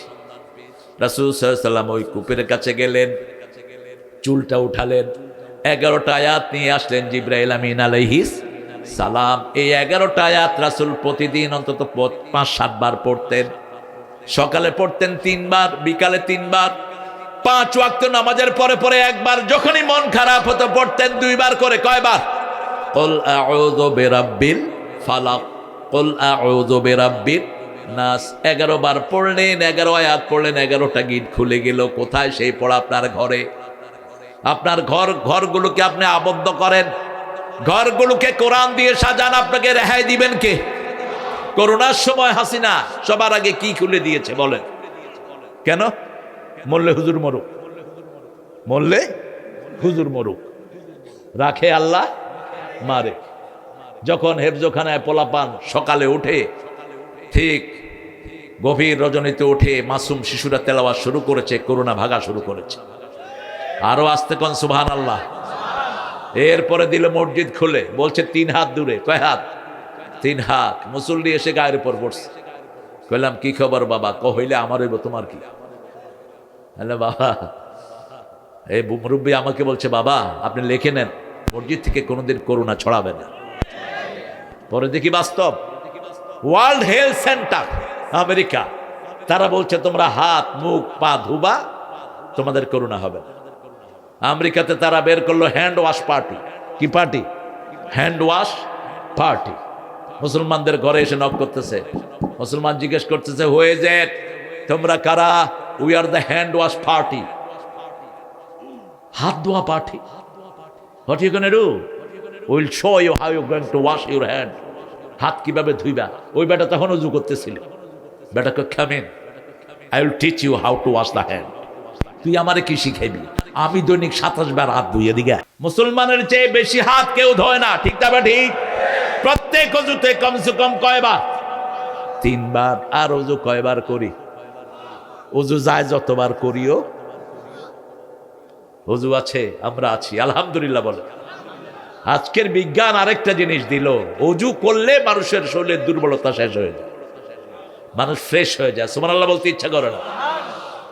আমার খুব মনে আছে ঢাকা ভার্সিটিতে যখন প্রথম ভর্তি হই, নাস্তিকদের খুব তোড়জোড়, 1984। তো আমাকে এক নাস্তিক বলল, তারেক তোমরা তো ইসলাম মানো, তোমাদের নোংরা হয় এক জায়গায়, তোমরা ধোয়া আরেক জায়গায়। বুঝেন না কথা? উজু যায় একদিক দিয়া, ধোয়া আরেক জায়গায়। আমি তখন কোনো উত্তর দিতে পারিনি, কি কম তখন। এখন ওই নাস্তিককে বলছি, শোন, আল্লাহ যেটা দিয়েছেন সেটাই চিরন্তন, ঠিক না? ঠিক। তোর করোনা হলে তুই হাত ধুবি কেন? হাত মুখ পা যেগুলো খালি থাকে এগুলো দিয়ে রোগ ঢুকে। 1000 বছর 1500 বছর আগে বলেছেন কে? আল্লাহ বলে দিয়েছেন, ইজা কুমতুম ইলাস সালাত ফাগসিলু উজুহাকুম ওয়া আইদিয়াকুম ইলাল মারাফিক। তুমি যখন অপবিত্র হবা, তোমার হাত ধো, মুখ ধো, পা ধো, মাথা মুছে করো, সব পবিত্র করে দিবেন কে? আল্লাহ। এবং রাতে শোয়ার সময় রাসূলের জন্য ওযু করে শুইতেন। শুইবেন তো ওযু করে। ইমাম, আপনি ঘরের ইমাম, বাচ্চাদেরকে বলবেন এখন থেকে, আপনার বিবিকে বলবেন, বিবি ডু দ্য অ্যাবলুশন বিফোর স্লিপ। ঘুমের আগে হাত মুখ ধুয়ে নাও, ওযু করে নাও। রাসূল বলতেন। কেন ওযু করি জানো? 2টা কারণে। এক, আমি আল্লাহর সাথে দেখা করতে চাই ওযু অবস্থায়। দ্বিতীয়, যারা ওযু করে শোয় এদের রূহটা আল্লাহর আরশের সামনে সেজদার অনুমতি পেয়ে যায়। যারা ওযু করে শোয় তারা ঈমান নিয়ে কার কাছে যাবে? কারণ মৃত্যুর ফিতনা বড় ফিতনা। মৃত্যুর সময় শয়তান, পিতা যদি আগে মারা যায়, পিতার চেহারা ধরে সে বলে, তোর বাপ আমি, তুই খ্রিস্টান হয়ে যা। আমি তোর বাপ, তুই মুশরিক হয়ে যা। এই জন্য রাসূল বলেছেন, প্রত্যেক নামাজে তোমরা আশ্রয় চাইবা। পড়েন আল্লাহুম্মা ইন্নী আউযু বিকা মিন আযাবিল মাউত ওয়া ফিতনাতিল মাউত, মিন আযাবিল কবর ওয়া ফিতনাতিল কবর, মিন আযাবি নারে জাহান্নাম ওয়া মিন ফিতনাতি মাসিহিদ দাজ্জাল। এই 6টা কথা বলতেন প্রত্যেক সালাম ফিরানোর আগে। আর সাহাবায়ে কেরাম বলছেন, সূরা ফাতিহা যেমনি মুখস্থ করিয়েছেন, এই দোয়াটাও রাসূল আমাদেরকে তেমনি মুখস্থ করে দিয়েছেন। 2 নম্বরে আসি, শাবুন নাশা ফি ইবাদাতিল্লাহি আযজা ওয়া জাল। যে যুবক তার যৌবন আল্লাহর ইবাদতে খরচ করেছে। কার ইবাদত? আমাদের দুনিয়াতে আসার মূল উদ্দেশ্য কি বলেন তো? সূরা জারিয়াত 56 নম্বর আয়াতে আল্লাহ বলছেন, ওয়া মা খালাকাতুল জিন্না ওয়াল ইনসা ইল্লা লিয়াবুদুন। আল্লাহর ইবাদত ছাড়া অন্য কোনো কারণে আমাদের সৃষ্টি হয়নি। এজন্য খাওয়া ইবাদত, বাথরুম ইবাদত, কারো সাথে বাহিরে যাও ইবাদত, রাস্তায় বসাও ইবাদত। রাসূল বলছেন আলাইকুম হাক্কুত তারিক, রাস্তায় যারা বসবা রাস্তার হক আদায় করো। সাহাবায়ে কেরাম বললেন মা হুয়া হাক্কুত তারিক, রাস্তার হক কি? রাসূল বলছেন রাস্তার প্রথম হক হলো মানুষকে সালাম দিবা। কি দিবা? 2 নম্বর হক হলো চোখ নিচে রাখবা। 3 নম্বর সৎ কাজের আদেশ, অসৎ কাজের নিষেধ। 5 নম্বর হলো রাস্তাতে কোনো কষ্টদায়ক জিনিস থাকলে সরিয়ে দিবা। একটা গর্ত আছে, বালু দিয়ে বন্ধ করে দেন, আপনি ঈমানের শেষ কাজটা করলেন। ইমাতাতুল আযা আনিত তরিক, রাস্তা থেকে কষ্টদায়ক জিনিস সরিয়ে দেয়া। এই 5টা রাস্তার হক। একটা যুবক যখন সেজদা দেয় সবচেয়ে বেশি খুশি হন কে? বুড়া মানুষ সেজদা দেয়, কোনো কাজ দেয় সেজদা দিবেই, ঠিক না? ঠিক। অনেক বৃদ্ধ মানুষ আছে কোথাও যাওয়ার নাই, কোথায় গিয়ে বসে থাকে, কথা কন না কেন? ওই এক লোকের রুটি নিয়ে গেছে কাক, এখন ওই লোক কাককে দৌড়াচ্ছে। কাক চিন্তা করতেছে কোন কিপটার রুটি নিলাম, যেখানে বসে দৌড়ায়। শেষে কাক এক নদী ছিল, নদী পার হয়ে পাড়ে চলে গেছে। এখন ওই লোক নদীর পাড়ে গিয়ে কয় যা আল্লাহ রাস্তা দান করে দিল। এখন তো নদীও পার হইতে পারতেছে না, কাউয়ারেও ধরা সম্ভব না। কিন্তু একজন যুবক যখন সেজদা দেয়, হাজারো হাতছানি তার চারিদিকে, যখন সেজদা দেয় খুশি হন কে? আল্লাহু আকবার। রাসূল বলছেন যারা যৌবন থেকে ইবাদত করতে করতে বৃদ্ধ হয়ে যায়, বৃদ্ধ বয়সে গিয়ে যদি যখন ওই যৌবনের মতো ইবাদত করতে পারে না, অটো সেই ইবাদত আল্লাহ তার আমলনামা লিখে দিবে। আপনি এখন 20 রাকাত নামাজ পড়েন, কিন্তু যখন আপনার বয়স বেড়ে যাবে, হাঁটুর ব্যথা, কোমরের ব্যথা, আপনি ঠিক মতো 4 রাকাত পড়তে পারেন না। রাসূল বলছেন ওই যৌবনের ওই ইবাদত তোমার আমলনামায় আল্লাহ লিখে দিবে। যুবকরা আজকে থেকে নিয়ত করব আর নামাজ ছেড়ে দেব না, রাজি আছেন তো? একটু হাত তুলে দেখায়া দেই, বলেন হে আল্লাহ, আপনার নামে শপথ করছি জীবনে আর কোনোদিন ফরজ নামাজ, ফরজ রোজা, ফরজ পর্দা ছেড়ে দেব না। আমিন ইয়া রাব্বাল আলামিন। হাতগুলো নামাই। এখন ইবাদত কাকে বলে? বলে রাসূল বললেন আর দোয়াও হিয়াল ইবাদা, দোয়াটাই কি? ইবাদত। রাসূল বললেন বিবির কাছে যাওয়া ইবাদত। বিবির কাছে যাওয়া কি? ইবাদত। সাহাবায়ে কেরাম বলেন এটা কেমন কথা? এই আরিফ, তুমি হাঁটছো কেন? বসো। কিতা হয়েছে তোমার? সিলেটি ভাই আমার, কমলগঞ্জ। হ্যাঁ, বালায় বালায় বালা কিতা দিয়া কিতা করতায়। খুব সুন্দর আমার দেশ, যে কত ডাইমেনশনের আমার দেশ। নরসিংদীতে একটা শব্দ আছে, এটা ফেরেশতারা বুঝে কিনা আমার সন্দেহ। শব্দটা হলো বুইত্যা মারা। বুইত্যা মারা বুঝত নেই। একটা গালি আছে, এটা যে কেমনে শিখছে এরা। বাঁশির ফুত। কিও বাঁশির ফুত। আমাদের, হ্যাঁ জুয়েল তো আমারই ছেলে, আমারই এলাকার লোক। তো আমাদের এই দেশটা এত বিচিত্র। দেখেন ইংলিশ, সারা পৃথিবীতে সবচেয়ে বেশি মানুষ ইংলিশে কথা বলে, তার চেয়ে বেশি বলে ফ্রেঞ্চ, চাইনিজ, এগুলো। কিন্তু ইংলিশে খুব ভেরিয়েশন নাই। ম্যানচেস্টারে একটু ভেরিয়েশন আছে, ওরা বাসকে বুস বলে, bus. I want to go by bus. আর একটু আয়ারল্যান্ডের অ্যাকসেন্টটাই গেছে আমেরিকাতে, how are you sir, you are right, একটু ভিতরে বেকা কোকা করে রাখবে। আর আমাদের বাংলাদেশে এক জেলার কথার সাথে আরেক জেলার কোনো মিল। আল্লামা সাইদি কি সুন্দর করে বলতেন, কয় বাংলা ভাষার জন্ম হয়েছে নদিয়া শান্তিপুরে, এটা পরিপূর্ণতা পেয়েছে কুষ্টিয়ার রাজশাহীতে এসে, আহত হয়েছে ঢাকা, নিহত হয়েছে চট্টগ্রামে, এটা কবর হয়েছে কক্সবাজার। আপনি দেখেন ঢাকাতে আসলে দেখেন সব শালা, বাপও হালা, পোলাও, পোলার কাবে হালা কই যাচ্ছে, পোলাকে বাবা হালা বইলে গেছো গা, তুমি হালা আবার বাজারে পাঠিয়েছ। আমি যখন নতুন আসলাম আমি চিন্তা করলাম বুড়া মানুষ হালা হয় কেমন? এই ছেলে, এটা তোর হালা লোক কেমন? তুমি হালা ভিতরে ঢুকছো কে? আমাদের সাথে এক ছেলে ছিল কসাইটলির, ওই ছেলে সবাইকে শালা বলা শেষ। এখন ছেলেরা হুজুরকে বিচার দিচ্ছে, হুজুর এ শুধু সবাই শালা কর। হুজুরে তারে ধরে নিয়ে আসছে, কয় তুমি নাকি সবাইকে শালা কর। কোন হালা আমার নামে বিচার দিছে? ও যে এটা বলতেছে ওর সেন্সেই নেই। আর চট্টগ্রামে গেলে তো গালি গালাজ, আল্লাহ, মুখে উঠানো যাবে না। দেখছেন না এক হুজুরে হামজারে কি কইয়া গালি দিছে, কি নোংরা শব্দ। এটা নর্মাল, ওরা জুমার মসজিদে বসে এই গালিও বলবে। মানুষে কয় ইয়ান আর আল্লাহ নর্মাল নর্মাল, আর হুজুরে বালা হতা হইয়ে অশ্লীল অসভ্য। চাপাই নবাবগঞ্জ গেছি, এক লোক আলেম এক ছেলেকে মাথায় হাত দিয়ে কয় হারামজাদা ভালো আছিস? আমি বললাম তুমি কি বললা? ভালো কহেছি বুঝেছে। এই বেটা তুই হারামজাদা, হারামজাদা মানি হলো ওর বাপ মারে তুই এলিগেশন দিয়েছেন, ঠিক না? ঠিক না, আদর করে কহেছি, আদরের খাতা পড়ি। খবরদার এরকম গালি যেন মুখে। আদব শিখতে হবে রাসূলের কাছে, ঠিক না? ঠিক। কোন মোমেনকে গালি দিতে, এই আদব সৌদি আরবে আছে না নাই? যত খারাপ লোকই হোক আপনি তারে ধাক্কা দিবেন, বলবে আল্লাহ আর হামাক, আল্লাহ তোর রহম করুক। আবার ঠেলা দিবেন, বলবে আল্লাহ সাল্লিমাক।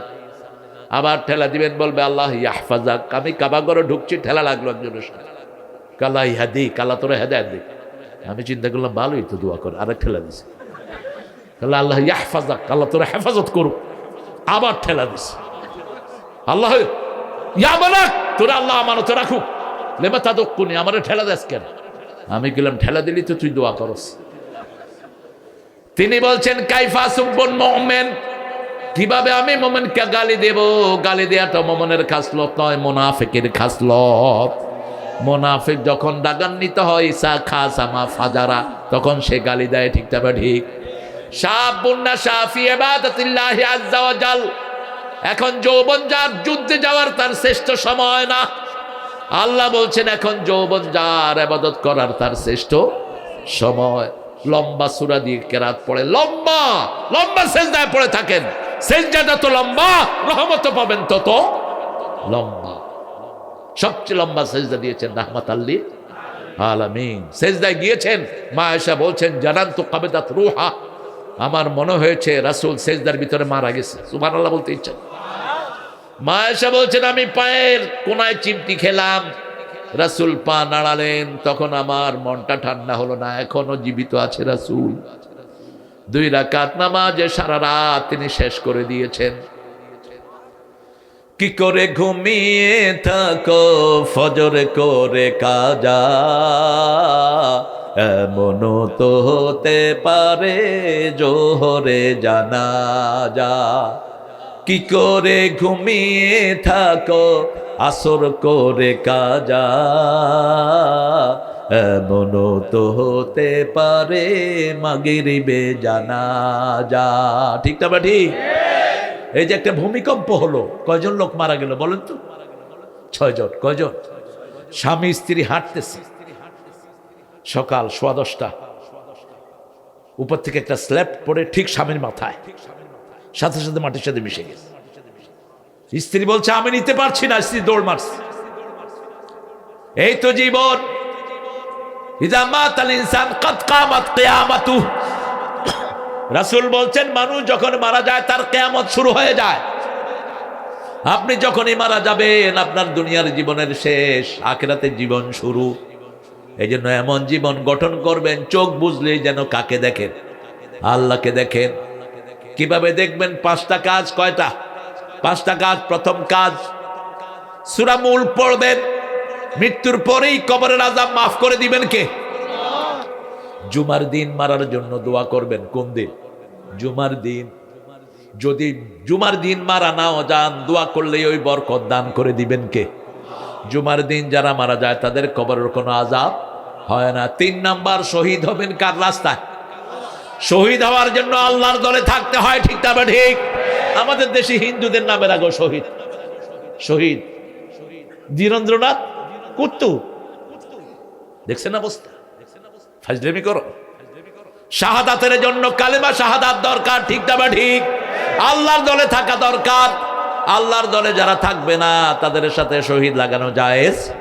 4 নাম্বার, নাবালক শিশু যখন মারা যায় তার কবরের সওয়াল জবাব মাফ করে দেন কে? 5 নম্বর, ইউআফাস সাবিরুনা বিগাইরি হিসাব, ধৈর্যশীলদেরকে বিনা হিসাবে মাফ করে দিবেন কে? আল্লাহ আমাদেরকে 5টা গুণ অর্জন করার তৌফিক দান করেন। আরো জোরে বলি আমিন। সে আল্লাহ বলছেন যৌবনটা এখন যদি আজকে রাত্রে থেকে যদি আসা পড়া শুরু করেন আর বলেন আল্লাহ বিগত জীবনে যত নামাজ পড়তে পারি না আপনার কাছে মাফ চাই, মাফ করে দিবেন কে? রাসূল বলছেন যারা আল্লাহর ভয়ে চোখে থেকে মাসির ডানার সমান পানি ছেড়ে দেয় গরুর ওলান থেকে, ওলান বুঝেন তো, ওই যে দুধ যেতে দোহা, এটাকে কি বলে? ওলান। রাসূল বলছেন যারা আল্লাহর ভয়ে চোখ থেকে মাছির ডিম পরিমাণ পানি বের করে, ওলান থেকে দুধ বের করে ওলানে ঢুকানো যেমন অসম্ভব, ও জাহান্নামে যাওয়া তেমন অসম্ভব হয়ে যায়। মাফ করে দিবেন কে? সেজন্য সাবুন, ও যুবক কখনো নিরাশ হব না। আল্লাহ বলছেন সূরা জুমারের ভিতরে, লা তাকনাতু মির রাহমাতিল্লাহ ইন্নাল্লাহা ইয়াগফিরুদ যুনুবা জামিআ ইন্নাহু হুয়াল গফুরুর রহিম। কখনো আল্লাহর রহমত থেকে নিরাশ হইও না। ওমাই ইয়াকনাত মির রাহমাতিল্লাহি ইল্লা দাল্লুন, গোমরা ছাড়া আল্লাহর রহমত থেকে কেউ নিরাশ হয় না। সবচেয়ে বড় ক্ষমা কার? আল্লাহর। এখন তওবা করবেন। রাসূল 100 বার তওবা করতেন। কয়শ? আবু হুরায়রা বলছেন I was sitting beside Muhammad, আমি রাসূলের পাশে বসে আছি, তিনি কথা বলছেন লোকদের সাথে আর ভিতরে ভিতরে তাসবিহ পড়ছেন। সুবহানাল্লাহ বলতে ইচ্ছা করে না। রাসূলের গোপন গোপন জিনিসগুলো আবু হুরায়রা বের করে আনতেন। আবু হুরায়রা একবার জিজ্ঞেস করেন, ইয়া রাসূলুল্লাহ আপনি সূরা ফাতিহা পড়ে দীর্ঘ সময় চুপ করে থাকেন। আপনি দেখবেন মক্কা মদিনা ইমামরা সূরা ফাতিহা পড়ার পরে কি করে থাকে?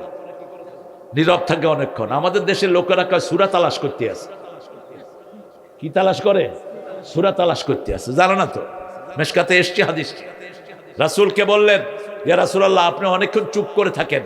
রাসূল বললেন, সাআলতা বিশাইইন আযীম, তুমি একটা বড় জিনিসের ব্যাপারে প্রশ্ন করেছো।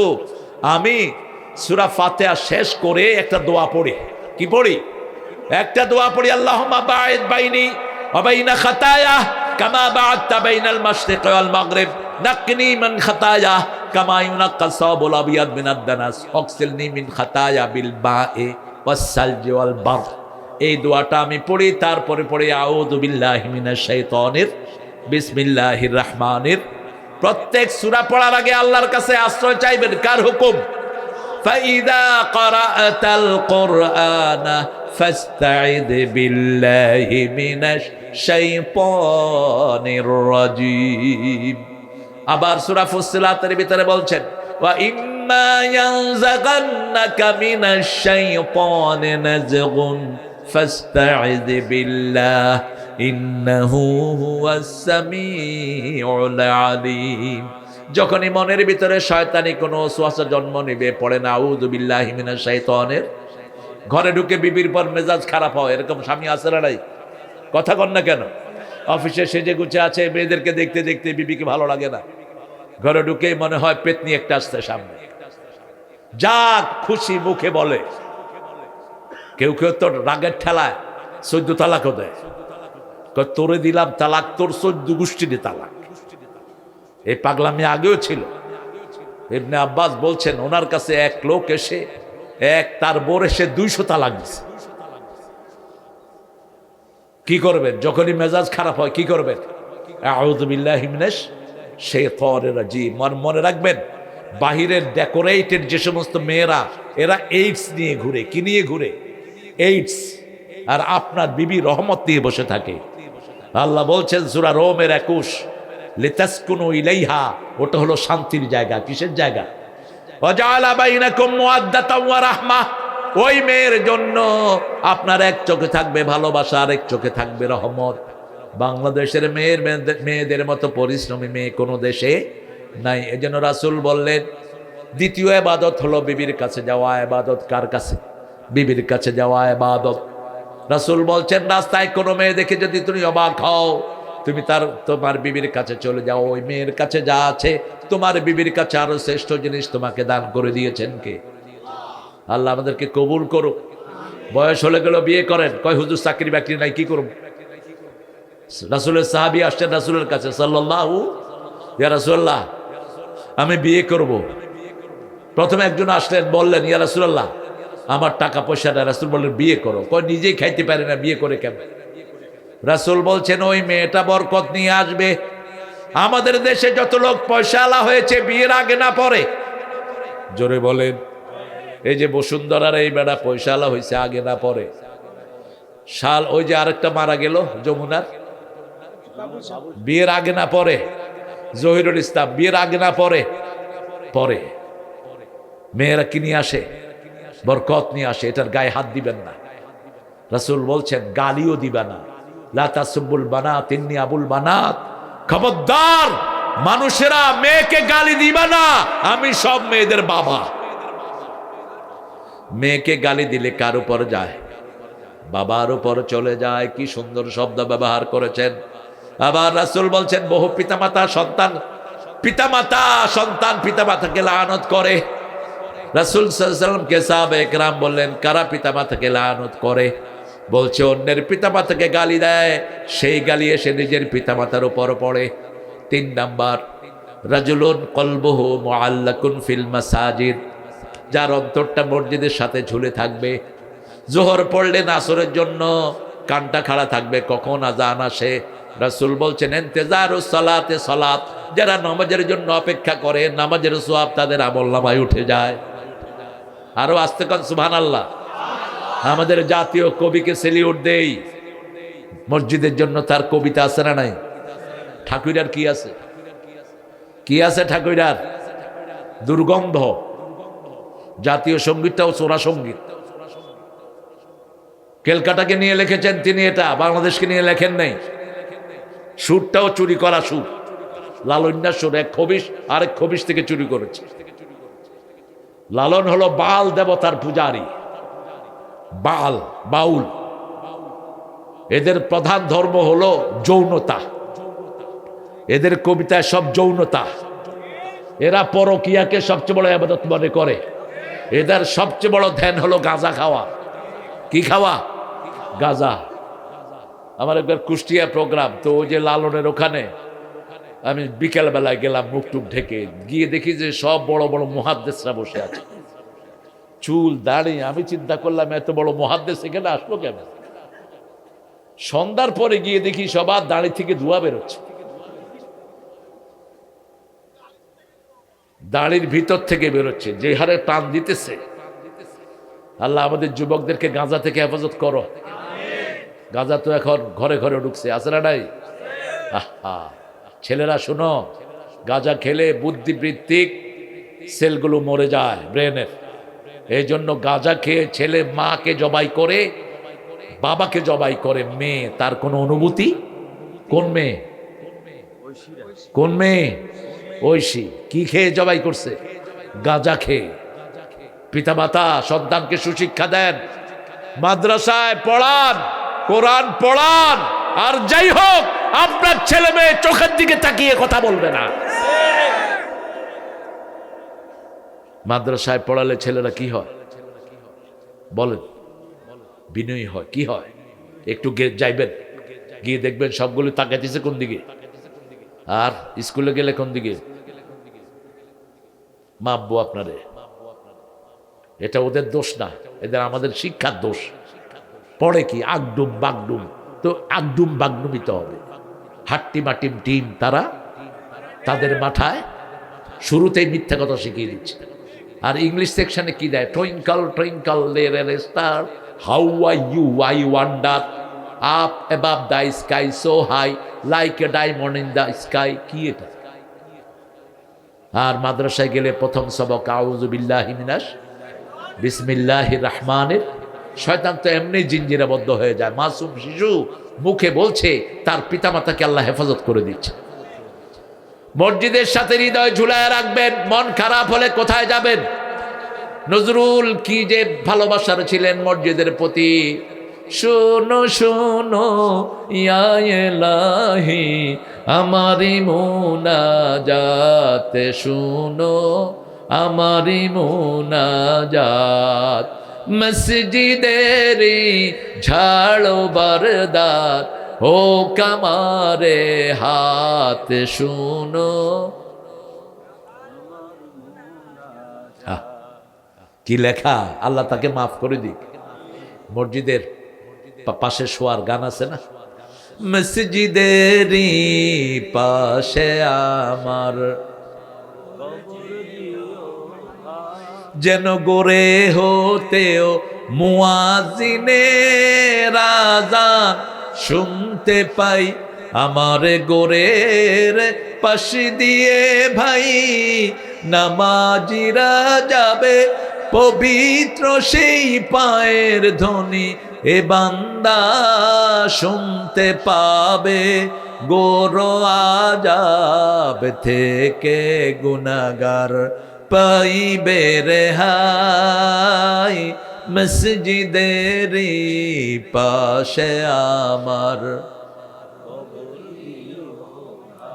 কোথায় বাড়ি? চরুলিয়া। শুয়ে আছে কোথায়?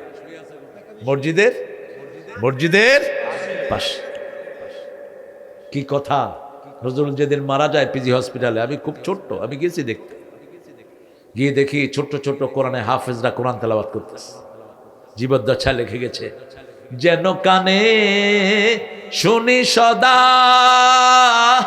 তোমার কালাম হে খোদা, চোখে যেন দেখি শুধু কোরআনের আয়াত, শুনো আমার মুনাজাত। আলহামদুলিল্লাহ বলি। হৃদয়টা জড়িয়ে রাখবেন মসজিদের সাথে। মসজিদে গেলে ঘুম আসে। কি আসে? যারা সিডেক্সেন খেয়ে ঘুমান মসজিদে চলে যাবেন। পরীক্ষা করে দেখেন। আসসালাতু খায়রুম মিনান নাওম। নামাজ থেকে, ঘুম থেকে কি ভালো? নামাজ ভালো। আপনি 2 রাকাত নামাজ পড়েন, ঘরেই পড়েন, লম্বা কেরাত দিয়ে পড়েন, লম্বা সেজদা দেন, পড়ে থাকেন সেজদায়। শুধু কুল হুয়াল্লাহ 100 বার পড়েন না। আমাদের লোকদের যে কি ধারণা, একটা সূরা 2 বার পড়লে থুকু থুকু করে মনে করে ভুল করে ফেলছে। অথচ এই যে ইমাদউদ্দিন ইবনে কাসিরের ভিতরে হাদিসটা এনেছেন, রাসূল মাগরিবের সুন্নতে প্রথম রাকাতে 12 বার পড়তেন কুলিয়া ইউহাল, কখনো কখনো। আর যখন 12 বার কুলিয়াউল কাফরুন পড়তেন, এটার জবাবে কুল হুয়াল্লাহ পড়তেন 24 বার। কারণ সূরা কাফেরের ভিতরে আল্লাহর নাম একবারও নাই, আর সূরা ইখলাসের ভিতরে আল্লাহ ছাড়া কারো কথা নাই। কি সুন্দর সংযোজন করতেন। আমরা করব। রাসূল বলছেন 10 বার পড়লেই তো জান্নাতে প্রাসাদ তৈরি হয়ে যায়, 100 বার পড়েন। রাসূল বলছেন যারা দাঁড়িয়ে 400 আয়াত কোরআন পড়বে, আল্লাহ রাব্বুল আলামিন কানিতিনদের কাতারে তার নামটা লিখে দিবে। 10 আয়াত যারা পড়বে, কয় আয়াত? 10 আয়াত যারা রাতে দাঁড়িয়ে পড়বে, গাফেলদের মধ্যে তাদের নাম লেখা হবে না। 100 আয়াত যারা পড়বে, সলেহিনদের কাতারে তাদের নাম উঠে যাবে। আর রাসূল পড়তেন কয় আয়াত? এক রাতে 6.25 পারা কোরআন পড়লেন রাহমাতাল লিল। আপনি কি করেন? আমি কি করি? 53 রাকাত নফল পড়তেন প্রতিদিন। কত রাকাত? 53 রাকাত। রাজুলুন কলবুহু মুআল্লাকুন ফিল মাসাজিদ। 4 নম্বর, একটা সুন্দরী মেয়ে আপনাকে ডেকেছে, প্রেমের আহ্বান জানিয়েছে। এখন তো ইন্টারনেটে প্রেমের ছড়াছড়ি। এই কুত্তা প্রেম করবেন না, তাহলে দুনিয়াও শেষ, আখিরাতও শেষ। ইন্টারনেটে এখন এসকন প্রেমের ফাঁদ ফেতেছে। এসকন থেকে সতর্ক থাকুন। ইসকনকে সুপ্রতিষ্ঠিত করে গিয়েছে হাসিনা। হাসিনার ছেলে ছিল ইসকনের মেন পৃষ্ঠপোষক। ইতিমধ্যে আমাদের বহু মেয়ের জীবন সর্বনাশ করেছে ইসকনের শয়তানেরা। ঠিক না বেটি? ইউনূস মিয়া তো কিছুই করতে পারতেছে না বেচারা।